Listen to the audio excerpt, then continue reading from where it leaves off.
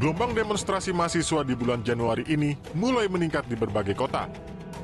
Isu yang mereka usung adalah menolak dinasti politik dan penjahat hak asasi manusia. Saja teman-teman, yang pertama adanya politik dinasti negeri ini yang menyebar selembaran terkait kasus pelanggaran hak asasi manusia dan tolak politik dinasti. Peneliti politik dari Leiden, Belanda, Ward Branchot menilai era reformasi di Indonesia saat ini sudah berakhir. Dan Indonesia sedang masuk ke era senjakala demokrasi. Bahwa zaman reformasi selesai, kita akan mengalami senjakala zaman reformasi dan sedang mulai periode zaman berikutnya. Dan mungkin kita masih harus cari katanya atau nama untuk periode yang akan muncul. Jadi kalau memang selesai, apa zaman atau periode baru yang akan datang sekarang?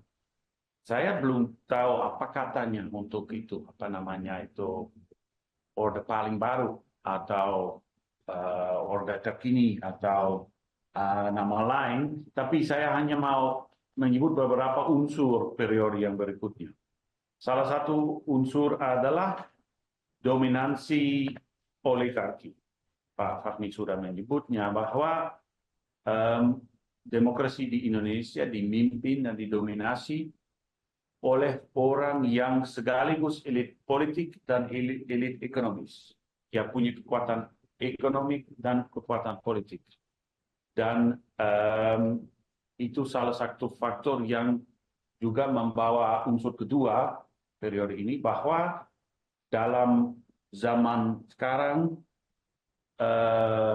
kekuatan ekonomis atau gerakan ekonomi, kepentingan ekonomi lebih kuat dibanding dengan kekuatan demokratis. Maksudnya gerakan orang yang memperkuatkan ekonomi selalu kalau keinginan dan kebutuhan untuk memperkuatkan demokrasi berantam dengan kepentingan ekonomis, kecenderung akan kalah karena ada dominasi oligarki di situ. Jadi itu hambatan besar untuk civil society di Indonesia. Hal itu dibenarkan oleh data yang disampaikan Dewan Pembina Perludem Titi Anggraini. Dari data yang ada, performa demokrasi Indonesia memang semakin menurun. Kinerja menurun itu konsisten 6 tahun terakhir.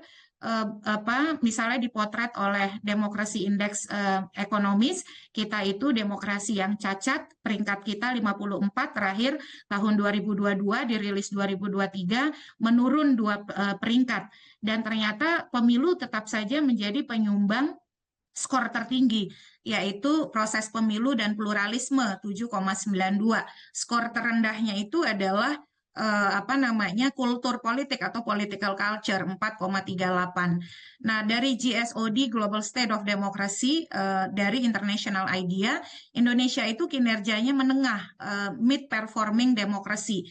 Dari sisi basic welfare memang meningkat, tetapi ada penurunan signifikan di bidang kebebasan sipil, akses terhadap keadilan, kebebasan berekspresi, dan kesetaraan kelompok sosial. Dan itu ternyata dikontribusikan oleh adanya undang-undang yang digunakan pemerintah untuk membatasi hak atas kebebasan berekspresi, berserikat dan berkumpul secara damai, serta menyasar aktor masyarakat sipil melalui Undang-Undang ITE.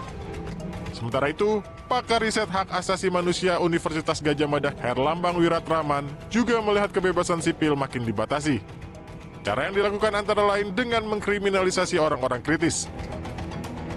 Catatan yang lain misalnya berkaitan dengan serangan terhadap kebebasan sipil, dicatat oleh Amnesty, YLBHI, ataupun SafeNet, itu mereka mengungkap tren yang terus bermasalah dengan penggunaan Undang-Undang ITE ataupun pengenaan pasal-pasal untuk mengkriminalisasi kritik terhadap penguasa, dan ini terus-menerus terjadi.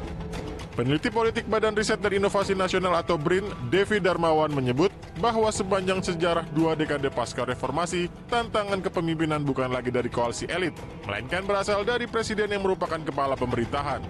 legalitas yang digadang-gadang harusnya dihormati secara bersama justru dilanggar gitu oleh pernyataan presiden yang secara jelas-jelas menyatakan bahwa dirinya sebagai presiden merupakan pejabat politik yang memiliki hak untuk berpihak dan melakukan kampanye dengan berdasarkan pada satu ketentuan di dalam Undang-Undang Pemilu kita yang menyatakan memang bahwa presiden memiliki hak untuk menjadi atau diikutsertakan di dalam kampanye untuk pemilu baik presiden maupun wakil presiden. Nah, ini kan sebenarnya menjadi catatan di dalam demokrasi kita bahwa sepanjang sejarah reformasi, 2 dekade pasca reformasi, kita mengalami betul tantangan kepemimpinan itu berasal bukan lagi dari elit atau koalisi elit, tapi berasal langsung dari tubuh seorang presiden sebagai kepala pemerintah kita.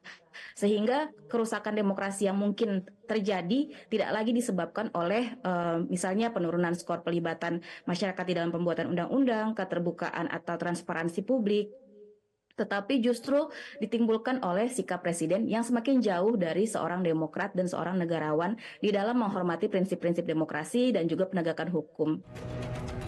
Di tengah situasi seperti ini, kesadaran masyarakat sipil untuk menuntut kebebasan, keadilan, dan demokrasi masih terus dibutuhkan.